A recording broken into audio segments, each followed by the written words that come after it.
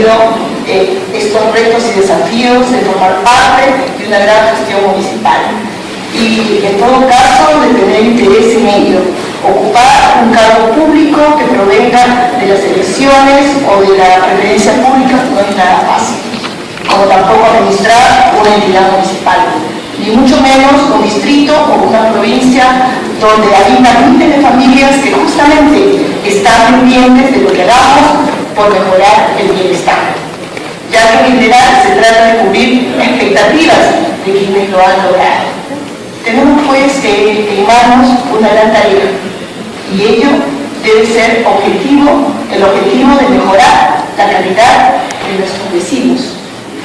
Estos retos y desafíos, como justamente el nombre en este seminario lo dice, no solo implica la responsabilidad de tener un buen trabajo, sino de tener ese compromiso de capacitarnos plenamente para estar a la altura de este cargo.